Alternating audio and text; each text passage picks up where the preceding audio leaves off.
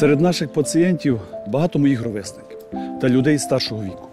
Ми більш вразливі перед COVID-19 і важче його переносимо. Вакцинація потрібна для того, щоб уникнути важких ускладнень цієї хвороби.